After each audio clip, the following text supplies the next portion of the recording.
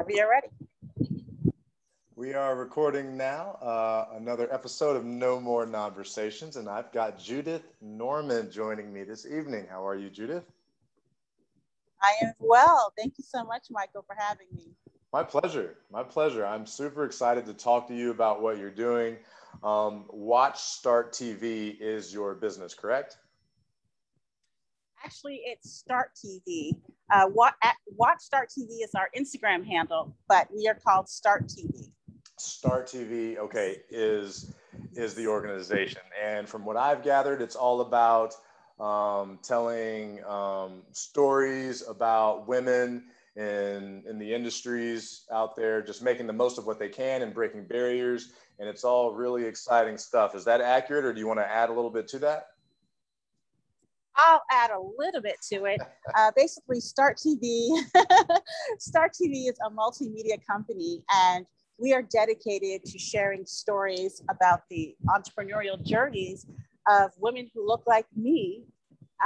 Basically, our audience is Black and Latina, aspiring, emerging, and established entrepreneurs. So we create stories for and about women entrepreneurs of color.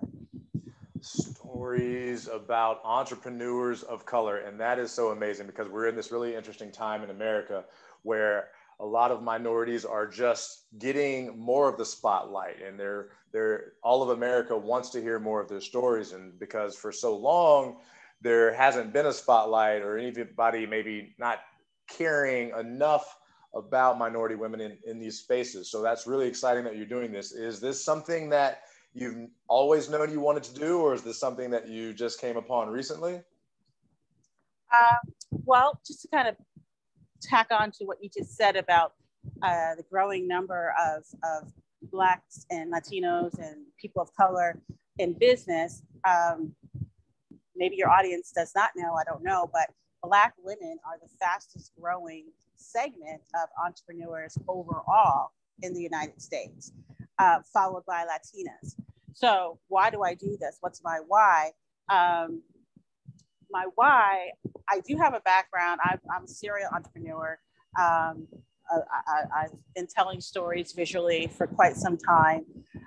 With this particular segment, this direction that I've taken with just focusing on stories about women entrepreneurs, it came about because back in the day, I used to work in the crafts and hobby industry, and I would produce e-courses featuring what we call craft celebrities, who were like the very popular people in that industry.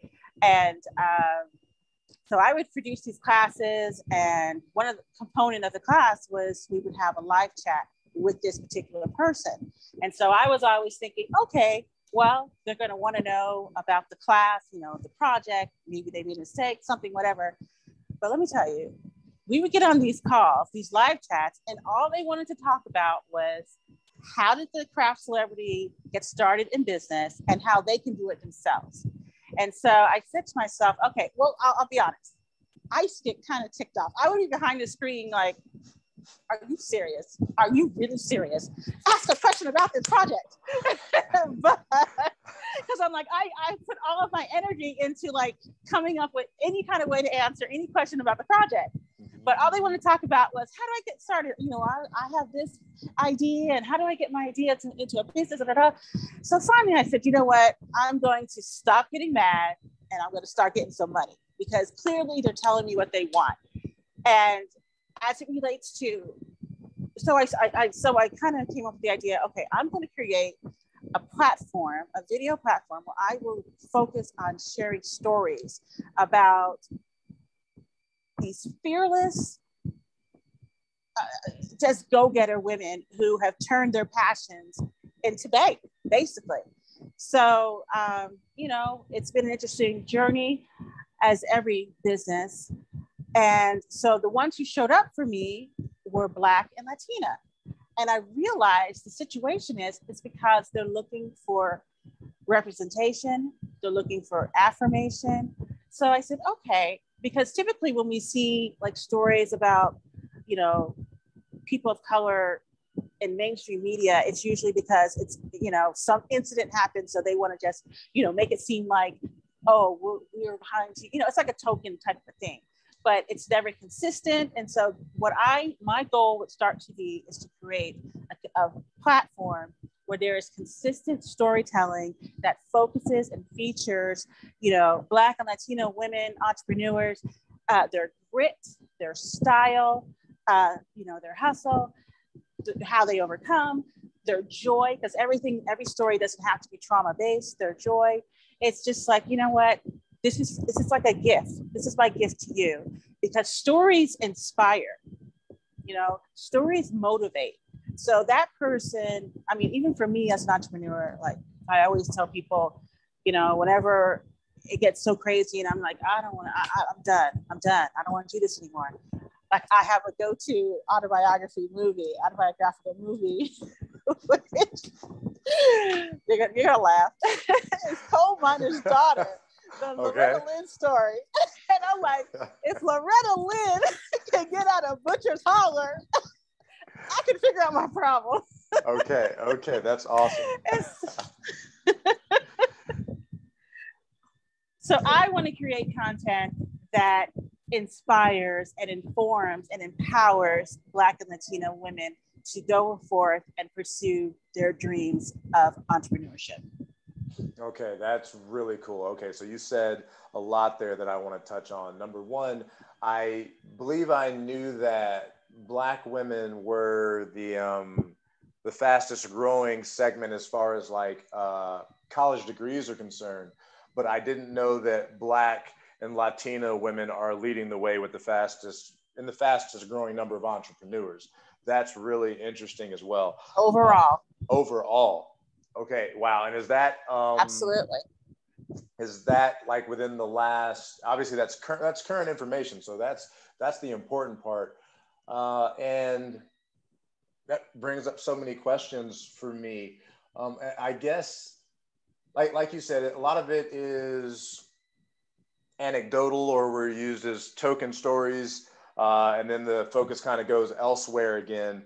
And like you said, everybody when the trend ends, then it's no longer exciting or interesting, so to speak. So what can you give me an example? Because I think in the signature of your email it says something about like the greatest stories ever told. I didn't say that correctly. Greatest hustle stories. The greatest hustle stories ever told. The greatest hustle stories ever told. So you want me to give you a few examples?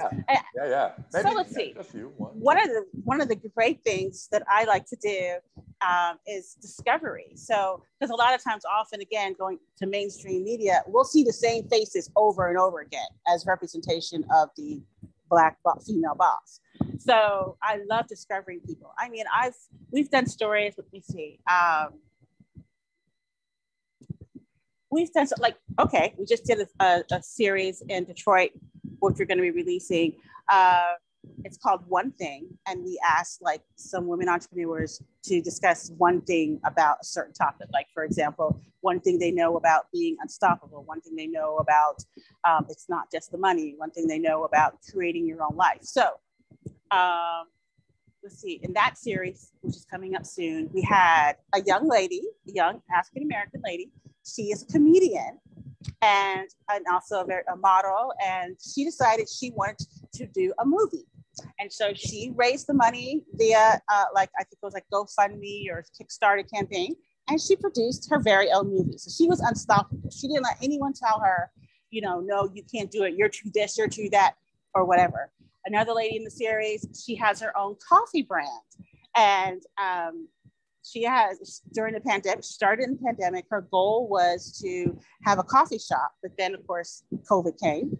And so she was like, had like a little mobile cart. And then it got to the point where it became so popular. People found out where she lived and were coming to her door to get their coffee. And so, and what she does is she gives a portion of her proceeds back to feed the hungry in her community. So we have all these ladies doing some very interesting things.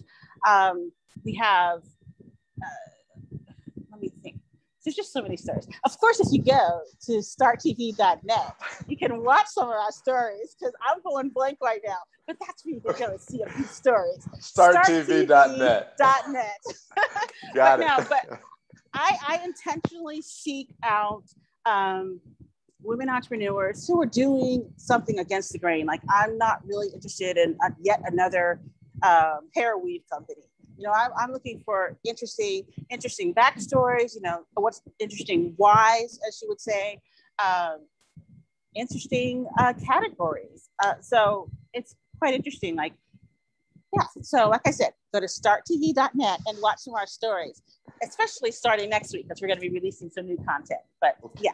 Starting next week, starttv.net for all of those interesting stories. And I think that's absolutely fascinating.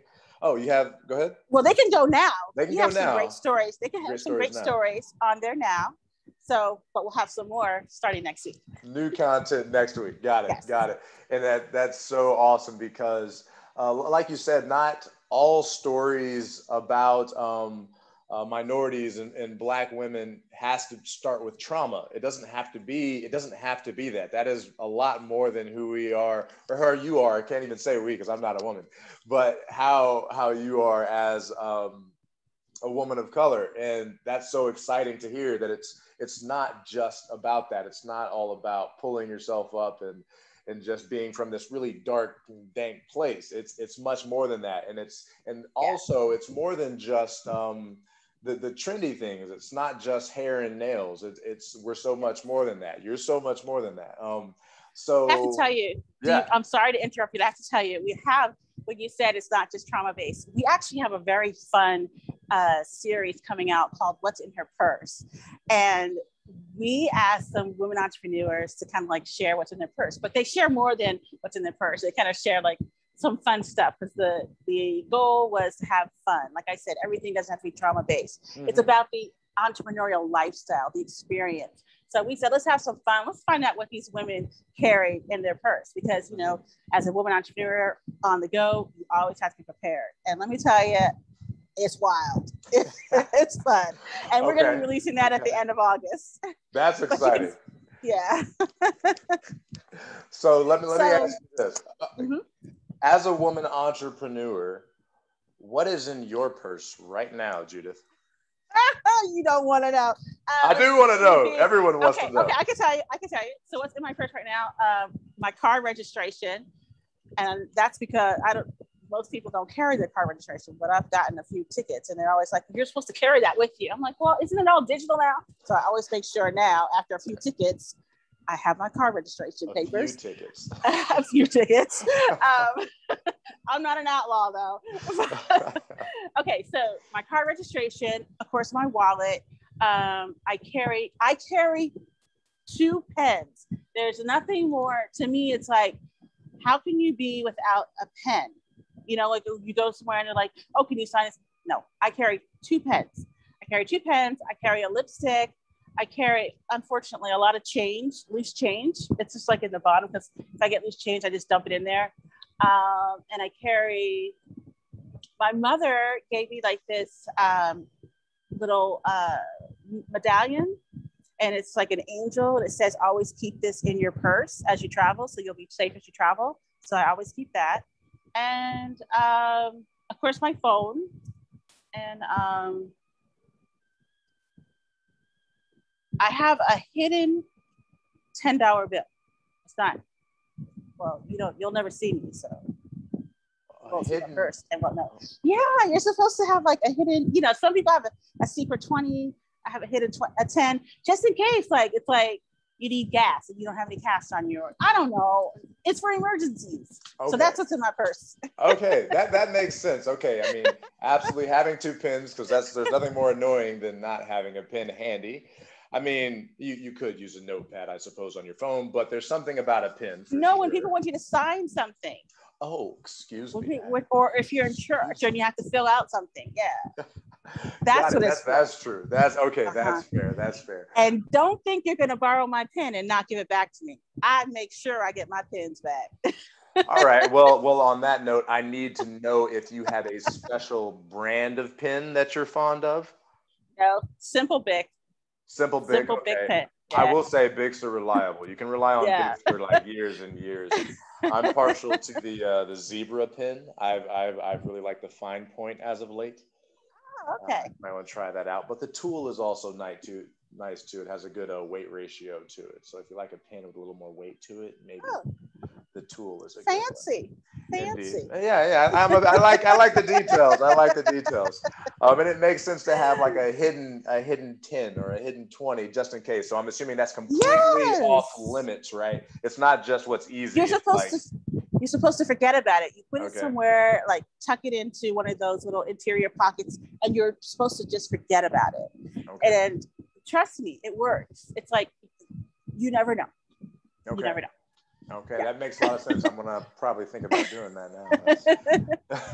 So you being a woman entrepreneur, how would you describe the process for you? Has it been difficult, or has it just been like, you know what you're gonna do, you know what it looks like, and it just kind of pans out the way you expected? The challenge for me has been funding what I do. Putting together, I'm a visual storyteller, which means I produce video content, and that in the way that you want, a professional, and that costs money. So that's probably the biggest challenge. I mean, you can always shoot do little crazy things with your phone and stuff, but for me, the level that I want Start TV to be, would be equivalent to like a Bravo standard, standard like on Bravo TV, a network television type of broadcast.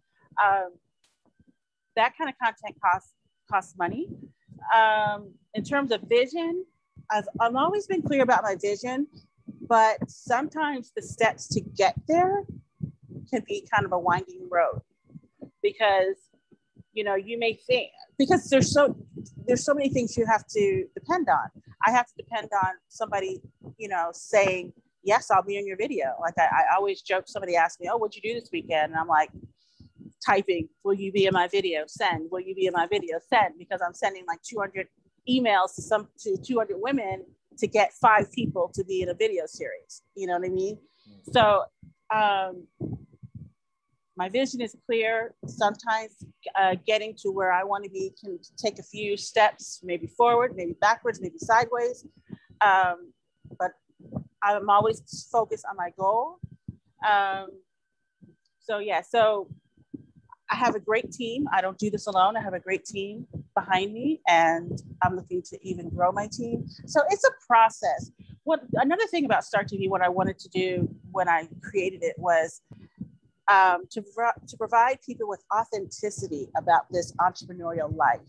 So often we see on Instagram that entrepreneurship is just glamorous parties, Chanel bags, and the cool clique and all that. Maybe for some people it is. For me, it's not like that. So, and for a lot of people, and I think people are looking for authenticity. Don't tell me that you're self-made when you're married to a billionaire who has, you know what I mean? Mm-hmm. Don't leave out the missing pieces. So, and again, everything doesn't have to be trauma-based, but be honest, because that's how you help people instead of, so. But yes, so I would say, the challenge, and which would be a challenge for most Black and Latino women entrepreneurs, is capital. Because it does take money to do this. Even if I was just doing an Instagram page with pictures and story, instead of using video, just using photos, I still would have to pay a photographer. I still have, so there's still, it's an issue. It's an issue, but I'm always up to the challenge. I'm very resourceful, and that's basically how all of us have to be. Even if it's not about capital, about anything in business, you have to be resilient. You have to be resourceful. Okay, I imagine like asking for money, and then like you said, you're sending like 200 emails over the over the weekend, and a lot of that resonates with me being in sales, but like you said, the authentic part. So I imagine since you're engaging with so many people, you have a pretty keen sense of when somebody's being inauthentic with you, real authentic or inauthentic with you. Is that correct to say? Yeah, I'll draw it out of them. But Unfortunately, I haven't had With me, I think, again, I'm not going after the people, you know, the it girls of entrepreneurship who already have like the well-crafted story and all that stuff. I'm dealing with your everyday woman entrepreneur. She wants her truth out there. A lot of times they're like, oh, you wouldn't believe what happened to me. Or sometimes, usually I draw it out of them. So you're not going to get away with anything with me. You're not going to get away with it. I'm going to draw it out. I can sense when you're holding back, and I'll just be direct and say, wait a minute. But fortunately, the ladies that I've worked with, they're very transparent because they want that as well. All the ladies are looking for information. They're looking to see, how did you do that? They want to know how you did that. You know, how did you do that? Tell me, how did you do that? How did you overcome this? Or what'd you do about this? What'd you do about? But they want to hear that response from women who look like them. Mm-hmm. Mm-hmm. That makes a lot of sense. And I imagine, you know, not imagine, well, I know the studies have proven this, that, you know, when you're a minority in America, when you're a Black woman in America, you have to overcome all of these stereotypes. A lot of my minority female friends, my Black female friends, they talk about how they grow weary of constantly answering questions about their culture, about their hair, or about the style of clothes they wear, or why they do X, Y, and Z. And that can grow very tiresome. So how have you dealt with overcoming stereotypes, and is that draining for you? And do you have any recommendations for other Black and Latino women that are trying to overcome the same obstacles? Fortunately, I haven't had to deal with anything like that. Keep in mind, I have my personality is my personality, which some people can classify as strong. Bottom line is, I'm not taking on anybody else's problems. That's your issue. You have an issue with me, that's your issue. I'm going to keep it moving. I have a task. I'm focused on fulfilling my task. If you don't want to work with me for whatever reason, next, because what you won't do, somebody else will. So that's, and of course, after I say all this, all big and bad, tomorrow I'm gonna have an issue like this. But now, that's how it works. But even if it were to come at me tomorrow, again, it's like, that's your problem. I have a goal to meet. So if you don't want to be a part of it, fine, moving on, not looking back. Mm-hmm. I hear you. I think that's so valuable. And just staying focused on the objective than getting too tangled up in somebody else's hang up. It's a distraction. It's a distraction to take you off. Don't fall for it. That's my advice. Stay on target. Stay focused. That's their problem. If they say, oh, that is their problem. Don't spend your energy and time, which is limited. We have a very limited amount of time on dealing with someone else's nonsense. You stick to your goal. And always remember, somebody else, if just because they said no, you keep asking, keep going to the next person, somebody will say yes, the right somebody. And what you'll find is when you get that yes, you'll be like, that person is everything I was looking for. So you have to be patient. You have to be persistent. You can't give up. You cannot take on other people's stuff. That is, I'd say that's gold right there. I mean, that makes so much sense. Because you can allow yourself to get caught up in somebody else's problem, but in that same amount of time, you could have talked to 3-5 other people in which you would have gotten a yes. So it's like, how much time and energy are you going to allow yourself to waste on someone else's problem? That's huge. Exactly. That's awesome. And also, you're giving them too much power. Like, for instance, I had a situation today, and it was like we have a big photo shoot happening next week, and I'm trying to crew up. I've never been to this city, and so I'm dealing with strangers, and this particular person didn't agree with my payment policy, whatever, and they're like, well, I'm not going to do it. Well, you're not hurting me, because all I'm going to do is get on Google, reach out to people I know and say, can you give me a referral? Who's this? And get someone else to help me. So that's what it is. Michael, I got to put my charger in the phone. Hold on one sec, okay? Sure, take your time. Thanks.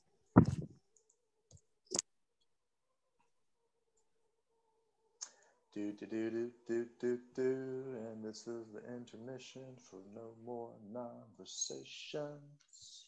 Yeah. We are sponsored by 1877 mineral water. Perhaps maybe one day. It's great. It's refreshing. It's okay, healthy. So that's the part you edit out. Oh. No, I was actually doing a commercial for 1877. You know, I entertain myself all day. I'm just entertaining myself. It's not a big deal. Awesome. But yes, you just have to keep your eyes on the prize and value yourself and know that you can do this. I think a lot of people do allow people to distract them. You know, oh, they're caught up in, oh, so-and-so is not supporting me when there's 10 other people who are supporting. So we kind of get stuck on the negative sometimes. Just, you can't do that. You have to keep going if you want to win this race. I completely agree. And I don't know if the truer word has been spoken. If you're trying to get ahead, you really have to be mindful of how much energy you are spending on someone else's problem. Staying focused is something that I am a huge fan of, especially in today's world. I think I read a study recently that said the average attention span of the average American is like less than 3 seconds, because there's just so much content online and we have all these options with TV and we're connected to our phones 24/7. So what have you found in your experience that allows you to stay focused? My faith. I am a woman of God. I believe what God tells me. I pray every day. I'm like, Lord, direct me, you know, send the Holy Spirit and send the right people from the north, south, east, and west. That's always the prayer that I have every morning, because your team, who you have on your team matters. I pray that always that I'm a big believer in paying attention to the people who show up in your life. So that which means that they're there for a reason. They're either there to help me in some way that maybe I've been praying for, or maybe I couldn't even imagine, or of course, then the opposite way. But so many times, and with my team, it's like, there's no coincidence, there's no accident, in my belief. And I've just met so many people and been able to do so many things because of that. So I'm a woman of faith. Prayer is always the first thing I do. I wake up, I pray. And I pray for my business, I pray for my life, everything else. But in any situation, even with, especially with the business, like I'll give you an example. So 2020, I was going to do this live event. This is pre-Rona. And I was going to have it at this, it was 2019. I was going to have it at a specific place. I had all these big speakers, and anyway, it all just came apart. And so, but I was determined not to let this thing go by, because I knew, I was like, in my spirit, I'm like, this was something God told me to do. I'm going to do it. And so I refused to say the word cancel. I said it's postponed. We're going to make this happen. I'm going to figure this out. And so I remember, you know, just praying. And, you know, I was reaching out to people and all that stuff. And I had reached out to the mayor's office in the city of Los Angeles to see if I could have the event at the mayor's mansion, because it was a women's entrepreneur event. And so they said, no, the mansion is booked out for 2 years, so can't do it. And so I remember, so I had asked all these people, and it was just to the point where I was just like, I give up. I remember I was just like, I was sitting at my computer I had sent out how many hundreds of emails to different organizations or whatever, trying to see if they would collaborate with me on this event, just trying to make this thing happen. And I was so frustrated. I just went, Lord, I don't know what to do. I'm done. Well, probably about a half an hour before, my phone had rang, but I don't answer my phone if I don't recognize the number. So I didn't answer it. So I remembered, I was like, I had my head in my hands. I was just like, just really defeated. And I was like, oh, somebody called me. Let me see who this was. It was the mayor's office saying, guess what? The mayor loves your idea. They want to work with you. We have plenty of spaces here in Los Angeles that you can use for free. We will help you. Long story short, my event happened at City Hall in what they call the Mayor Tom Bradley Tower, which is like the highest point in the building, and you can see all over Los Angeles. Beautiful. It was my initial budget went from 6 figures to like 4 because they covered everything. It was just a magnificent day. So faith, you gotta have faith. That is awesome, and I think that speaks volumes, because faith a lot of times is this intangible thing, but it's like taking the step before you see the stair, and it can only be expressed by having that faith. So a couple of things come to mind. Number one, because I mean, everything you're talking about, these are pretty large scale things. So what advice can you give to prepare a new entrepreneur for this journey? Let's see. Definitely have a plan. Definitely make sure you have good credit, because money does matter and you will need credit for something. Involve whoever, your family. If you're married, your husband needs to be on board. If you're single, don't be hooking up with guys who have no ambition or who don't get it. You need that support. Find out about the industry that you're going into. Find the cheapest ways you could enter. So if it's, you want to spend let's say you have $2,500, but you could do a lot with these days because everything's so digital. So it's like, find that, the cheapest way that you can enter the game. Ask people to help you. They can contribute. Maybe somebody can give you a logo or money for a logo, or pay for your domain for a year or something. There's something new out that people are doing. It's called the business shower. And women entrepreneurs, they're kind of like, somebody starting a business. So they, instead of it's like a baby shower, but for business. So they'll come with the gifts instead of Pampers, it's like, we'll give you your LLC fees, or we'll give you a year of web hosting, different things. So it's really important also to ask for that help. Like I said before, you may get a lot of no's, but keep asking, you'll get some yeses. So let's see. So I said credit, ask for help, make sure the people most important to you are on board.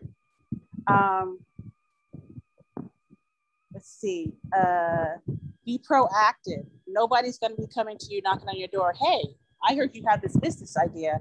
Let me show you how to do everything for you. I'll do it for you. No, you're going to have to be proactive. You're going to have to make things happen. So you're going to have the confidence, or even fake the confidence, to initiate conversations, to create opportunities for yourself. So I think that's about it. And don't give up. Don't give up, no matter what anyone tells you, no matter how long it's taking you. Oh, somebody will say, oh, it's 5 years and nothing's happening yet. So-and-so and so-and-so, it happened. No, don't give up. If God told you to do it, you do it. And don't compare your journey to somebody else's, because you don't know their story. Yeah, absolutely. That's completely agree with all of those. No, I completely agree with all of those. I think you realize that. But it's all good information. It's all good information, and it's great. Good credit. That's paramount. Like you said, even before, if you want to have the best start, start thinking about building your credit, because that's what the market values. The market, it thinks a personality is great. It thinks credentials are great. But at the end of the day, if you really want something, you have to have good credit. Yes. Think about it. If you want to, what if you want to get a microloan? You know, they're going to ask you about your credit. What if you want to rent a space? They're going to ask you about your credit. So unfortunately, this nation is, is focused on credit. And then also, I forgot to say, you should also don't quit your day job until you are making a profit. So don't go, so that means you're going to have to hustle after hours, after work. And don't go to work being all miserable and mean because you're mad that you have to work while you do your hustle. No, have the right attitude. You give 100% at work, and then you come home and give 100% to your business. Because you don't want to get yourself caught up out there where you lose your job, you're homeless, and all that stuff that comes with it. So, yeah. Okay, that makes a lot of sense. And you have to hustle. You have to keep going. So, on like maybe your busiest periods, how many hours are you actually putting in a day? Like between like when you're starting out with a day job and you got your hustle and you haven't made a profit yet, when you were in that phase, how many hours a day were you putting in? Okay, a lot. Basically, okay, so back when I was working full-time, well, I've never really worked full-time. I've always worked part-time by choice. But I will say this,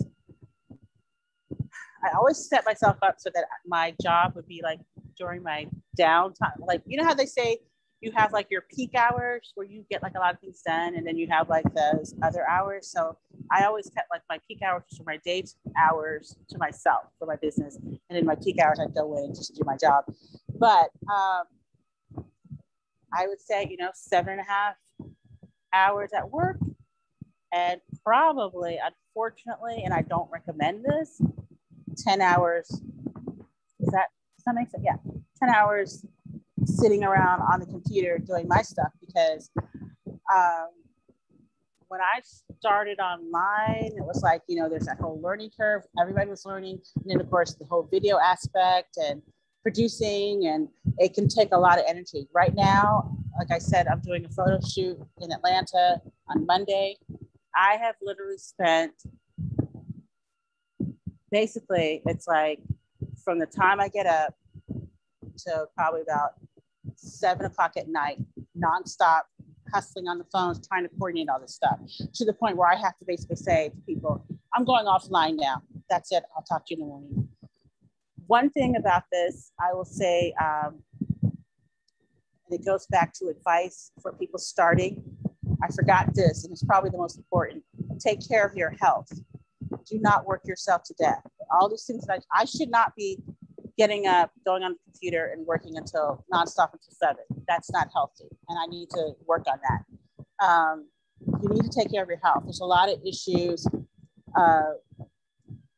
with burnout, stress causes other issues that can kill you, basically. So it's very important. I know there's like a big movement now, the whole self-care movement with women entrepreneurs, and everyone's like, we need to step back from this nonstop hustle thing, which is very true. So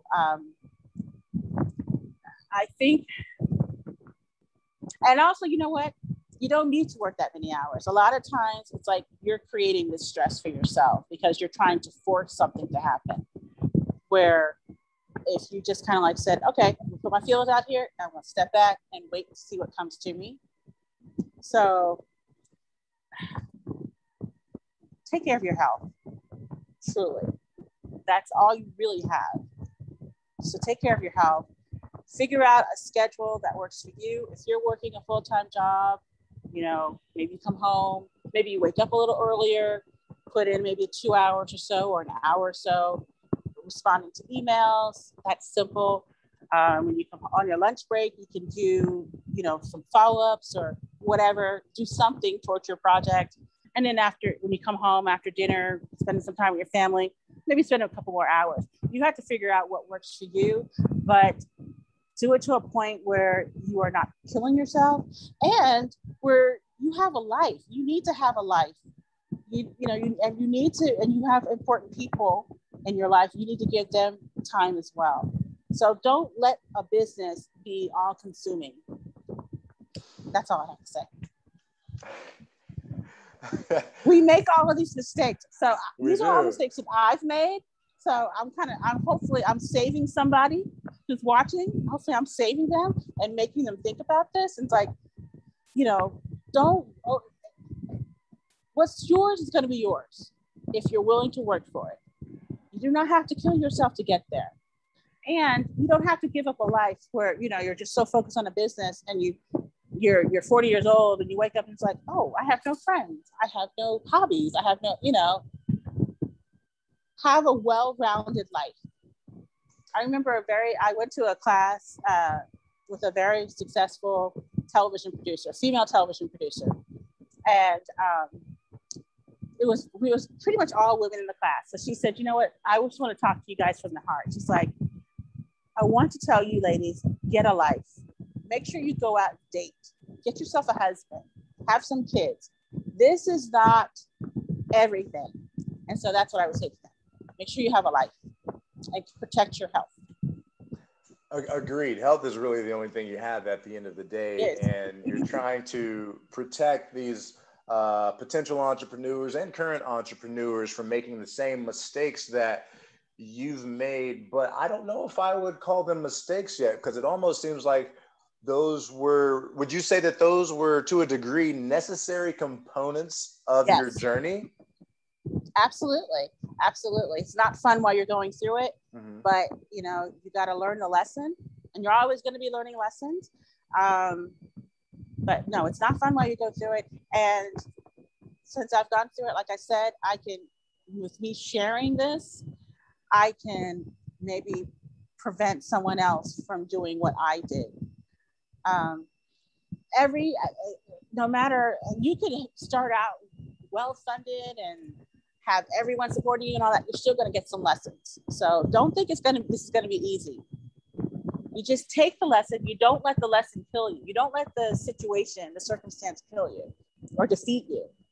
You go through it, you work your way through it, and you come out on the other side and you look back at it and say, okay, that was this, and this. Okay, I get it. So when you were in that period of working 16, 17 hours a day, if you could jump back in time and give yourself advice, what would you say? I would say, watch what you eat. Stop just eating all this fast food and eating at 12 o'clock at night, eating dinner at 12 o'clock at night, that kind of nonsense. I would say, let people in. I'm the type of person, it's like, I'm not necessarily going to share everything with you, because, sometimes if I share, then I get like a bunch of negativity. Oh, well, you shouldn't be doing it anyway. They don't understand that I'm just kind of like just dumping, but I'm going to figure it out anyway. But I would say, watch what you eat. Watch your stress. Know your triggers. For me, I was always anxious about, I have to get it done, because I'm a perfectionist. So it's like, it has to be done and it has to be perfect. But again, I have to depend on other people. It's not just a Judy thing. It's one thing if I was doing a blog that's all about me. I can control me. But when I have to, like solicit people to be in a video or I'm waiting on my graphic designer to do this, to do that, you have to learn to let things go and let things come in their own time. So it's like, manage your stress. I'll tell you what, I was so stressed out, anxious about this, that, and another. I ended up in the emergency room one night, and no one could figure out what's wrong with me. My head was just pounding. It was like, what is wrong with me? I thought it was going to explode. And this just happened to a friend of mine who also is doing the whole side hustle thing. And it was stress. So it's like, watch what you eat. Try not to eat after 6 p.m. Watch those carbs. Get up, exercise. Make these things a priority. Build a tribe. Find your tribe of other like-minded women who you can support each other, you know, even if it's just like going to the coffee shop. A lot of people do go to the coffee shop and you guys are just doing your individual projects on your own, but you're together and you can laugh and have coffee. You know, so find your tribe, manage your money, because money causes a lot of problems if you don't have it. Manage your money, manage your health, manage your time. Don't put everything into the business to the point where your husband feels neglected or your kids never see you. It's not worth it. It is not worth it at all. Strive for balance. That's what I would tell myself, because out of all the mistakes I made, I mean, I still have health issues now from that period when I was just always constantly, 2 o'clock in the morning, I'm on the computer and nobody's going to answer you at 2 o'clock in the morning. So why are you sending an email at 2 o'clock in the morning? Mm-hmm. You're not going to get a response. Right. So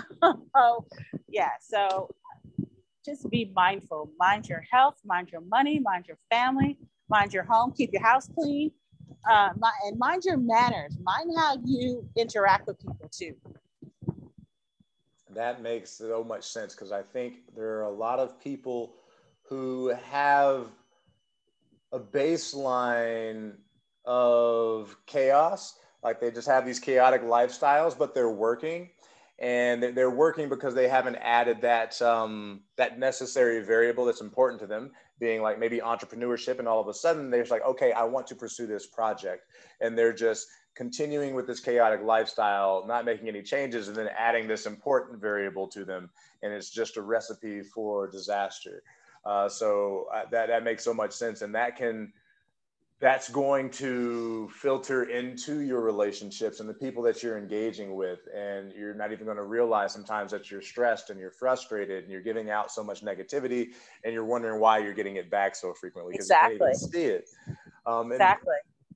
So that makes a lot of sense. Absolutely, completely agree. Something else you mentioned earlier was about I think it was about being mindful of the company that you keep. Like for the women entrepreneurs out there, not just dating all these men who don't understand your vision and where you basically just aren't being a good thing in your life at that time. So how would you, I mean, that's probably a little easier to do if you're a single woman out there dating, because you have more of a say in who you're engaging with. But how would you advise women who maybe have those unsupportive relationships already in their circle, whether that be from a significant other who doesn't understand the journey, or even a family member who doesn't understand the journey? How would you recommend that they approach that situation? Well, first thing I would say is that if you're single, maybe this is not the time for you to start dating someone seriously. Maybe wait until you're a little bit more established in your business, because you got to choose one or the other at that point. But in terms of support, okay, so a lot depends on who they are to you. Now, if it's mom and dad, well, maybe you don't share as much. Maybe you don't share that because it's just going to trigger a negative response. You're going to love your parents, but maybe you just keep conversation that maybe your business is off the table as a topic until you're established and they can actually see something. Because in the beginning, when everything looks all like that, they're not going to get it. If they don't get it, they may not understand it. I'm sure they love you, but they just don't understand. So that's why I say find a tribe so that you can get that support from that tribe, and maybe just not share so much with your parents about your business, and this even applies to, this is parents, with your parents about this business until you can prove it to them. You can say, hey, I made, this amount of money, and then they'll be on board. I promise you. As for, let's see, boyfriend, who cares? They come and go. Husband, different matter. That's all legal. That's a commitment. So you guys should have had a conversation before you started the business, and you have to be respectful of their input. So for example, the ideal situation would be, you know, you get yourself an Instagram husband, or, you know, who's the one who's behind the scenes doing the photos for you, does all this behind the scenes stuff, and you're out front. Perfect scenario, perfect world. We all want that. Now, if you're dealing in a situation where your husband is like trying to sabotage you, or you know, making it very difficult, that's tricky. I'm not married, so I really can't. I would never advise someone to leave their husband. I would say I would advise you to be very particular about the husband you choose before you get married. You know, make it very clear about, you know, obviously they need to have their own accomplishments, be ambitious, understand, and supportive, and all that stuff. But if you're married, I guess counseling. Again, you should have talked. You should, if you're married, all of this should have been discussed with your husband, that you want to pursue this business and what the challenges are and all that. But if it gets to a situation where he's not being supportive and he's sabotaging, I would suggest counseling, because you're going to have some decisions to make. Yeah. That is that's really interesting, because I find it that happens. See, so I told you I don't. Huh? I'm sorry, I didn't hear you. My headset fell out because I was talking about folks' marriages. That's what happens, and that karma is coming back in.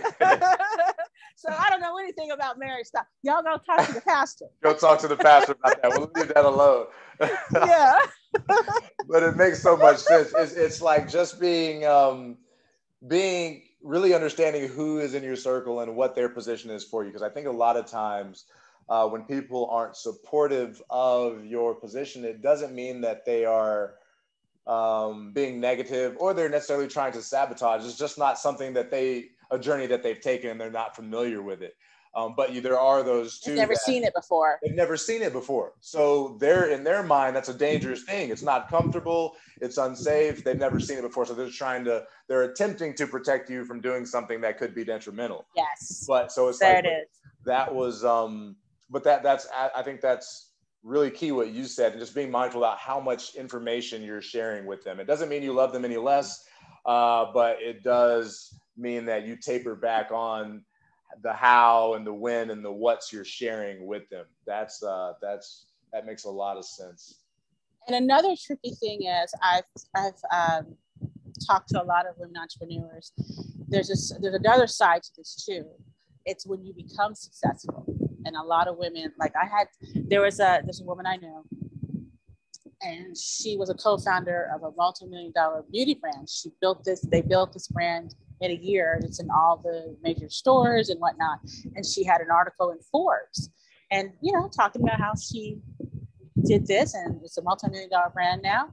And she was upset because she said no one from her family called to acknowledge that. It was such a big achievement for her, but no one, the people she loved, nobody called and said, great job, acknowledged it at all. And I've experienced similar situations where I've done something and I'm so happy, I'm so excited that I did it, and I get radio silence.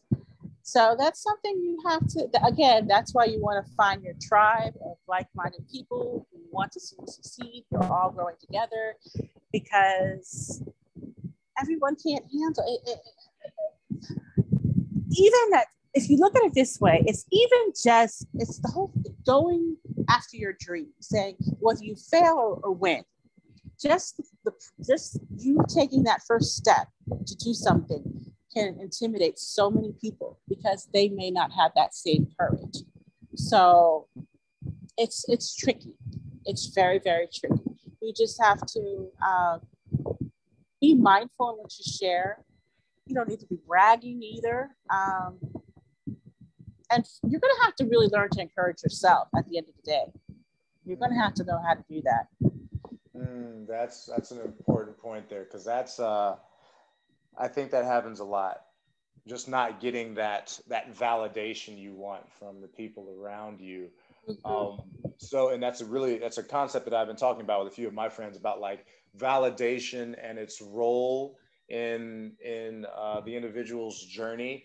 So how do you feel about the concept of validation, and is it even important? Of course it's important. Everybody wants to know that they matter. Mm-hmm. So, but the thing is, when it gets dangerous is when your sense of validation is solely dependent on somebody else's opinion.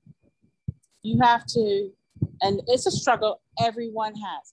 You have to be able to say, yeah, I'm all that. I'm all that. I did this. I feel good. I'm gonna pat myself on the back today. That's all good. You know, whether or not you're proud of me, I got it. I did that. I did that. You're gonna have to be willing to do that alone sometimes. Everyone's not gonna do it. You'll be surprised. Some of the people that you would think would be like, yeah, girl, they'll be the ones who won't say a word or who will just drop out of your life. You have to prepare yourself for these things. And again, like we go back to what I was talking about, focus. You can't let it deter you. And you cannot let it dim your light, make you want to dim your light in order to make these people feel better. So, you know, this is self stuff. You have to, it's like, you know, you're going to have to learn how to be alone with yourself. You're going to have to encourage yourself. You're going to have to learn to be happy for you. And it hurts when people don't validate you. I mean, it hurts, but you're going to have to figure out how you validate yourself. Because unfortunately, that's the reality. It's not just business, it's about anything. People get married, and, you know, I hear people get married and the bridesmaid will show up in the wrong color dress, just being, you know, real passive aggressive about it, just because she's mad that she's not getting married. So, you know, it's just life, it's human nature. You cannot allow someone else's actions to cause you to dim your light or to keep you from your destiny. You were put here for a reason. That's super important. I completely agree with all of that. You have to be able to. And there are people out there who will love you, who will support you, and who will be like, "Go, girl. You just got to find it." Yeah. Or they'll find you. You have to find each other, really. That's how it works. You have to find each other. You do have to find each other. And I've definitely noticed that. You can't kind of sulk in your corner and wish that these people were in your circle, because once you start narrowing your focus and really honing in on what you want, you're going to have to go out and search for those people that understand what you're trying to do. That makes a lot of sense. And use your discernment. So, you know, it's a process. You're going to win, you're going to lose, and you're going to win. That's what it is. Agreed. Well, Judith, I really appreciate you joining the No More Nonversations podcast. So thank you for your time. Thank you so much. I had fun, Michael. This was great. And I can't wait to share it with everyone. Now, don't forget, everybody, you want to see Start TV's content, some great stories about women entrepreneurs, you go to starttv.net. And you can follow us on Instagram. Our handle is @WatchStartTV. StartTV.net. Was that shameless enough? Absolutely, it was shameless enough. Shameless plugs are always welcome. Shameless plugs. StartTV.net, and the handle on Instagram is WatchStartTV. Damn. All right. Well, hang on one second for the wrap up. Thank you.